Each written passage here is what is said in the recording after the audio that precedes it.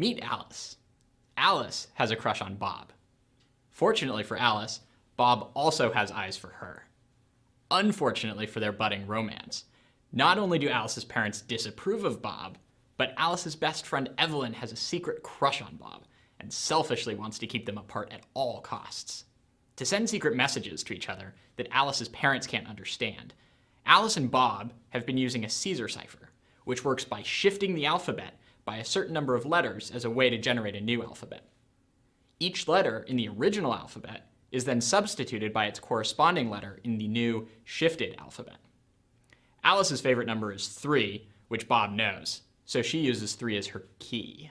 When she shifts the English alphabet by 3 letters, A becomes D, B becomes E, C becomes F, and so forth. When she gets to the end of the alphabet, to the letters X, Y, and Z, she just wraps around back to the beginning of the alphabet and substitutes X with A, Y with B, and Z with C. So when Alice goes to encrypt her secret message to Bob, namely, meet me at the park at 11 a.m., she just makes the appropriate substitutions. M becomes P, E becomes H, and so on, until her unencrypted plaintext message is turned into encrypted ciphertext. Is definitely not the most romantic sounding, but Alice believes that it'll do.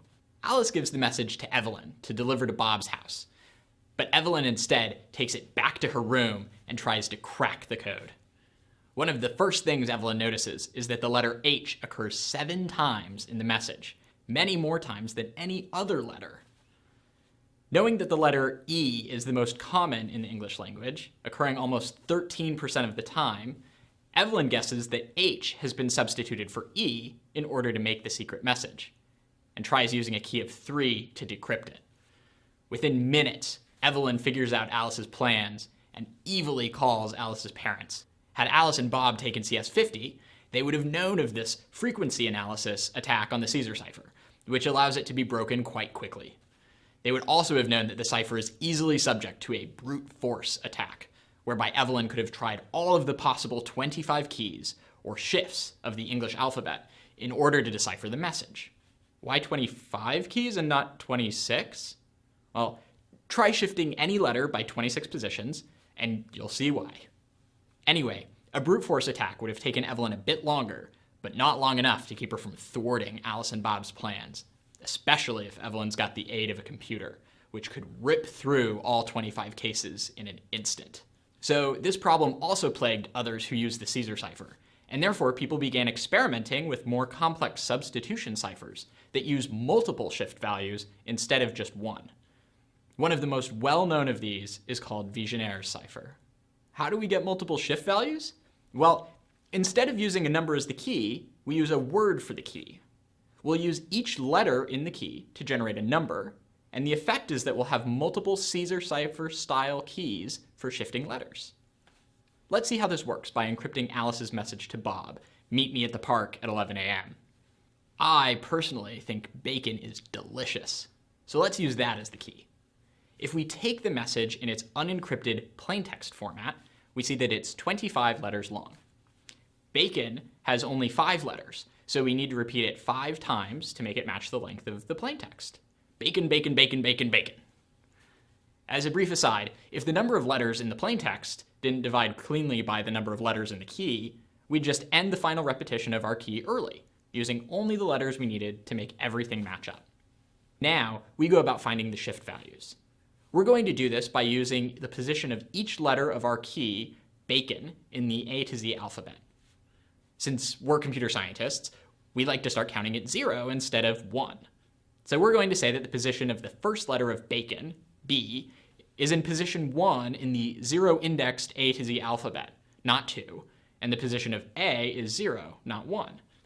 Using this algorithm, we can find the shift values for each letter. To encrypt the plaintext and generate ciphertext, we just shift each letter in the plaintext by the specified amount, just like we do with the Caesar cipher, wrapping from Z back to A if necessary. M gets shifted by 1 place to become N. The first E doesn't shift at all, but we shift the second E by 2 places to G, and T by 14 places to H. If we work through the plain text, we end up with negzif af hoof oz. Again, not very romantic sounding, but definitely cryptic. If Alice and Bob had known about Vigenere's cipher, would they have been safe from Evelyn's prying eyes? What do you think? Would you want to log into your bank account if your bank decided to use Vigenere's cipher to encrypt your communication using your password as your key? If I were you, I wouldn't. And while Evelyn might be kept busy long enough for Alice and Bob to have their meetup, it's not worth it for Alice and Bob to chance it. Vigenere's cipher is relatively easy to break if you know the length of the key, because then you can treat the encrypted ciphertext as the product of a few interwoven Caesar ciphers. Finding the length of the key isn't terribly hard either. If the original plaintext message is long enough that some words occur multiple times, eventually you'll see repetition cropping up in the encrypted ciphertext, as in this example where you see MONCY appear twice. Additionally, you can perform a brute force attack on the cipher. This does take significantly longer than a brute force attack on the Caesar cipher, which can be done almost instantaneously with a computer, since instead of 25 cases to check, you've got 26 to the n minus 1 possibilities, where n is the length of the unknown key. This is because each letter in the key could be any of the 26 letters, A through Z, and a smart person would try to use a key that can't be found in a dictionary, which means that you'd have to test all of the weird letter combinations like Z, XXX, FF, and not just the couple 100,000 words in the dictionary. The -1 comes into the math because you wouldn't want to use a key with only A's, since with our zero-indexed alphabet, that would give you the same effect as using a Caesar cipher with a key of 0. Anyway, 26 to the n minus 1 does get large rather quickly, but while you definitely wouldn't want to try breaking the cipher by hand this way, this is definitely doable with a computer.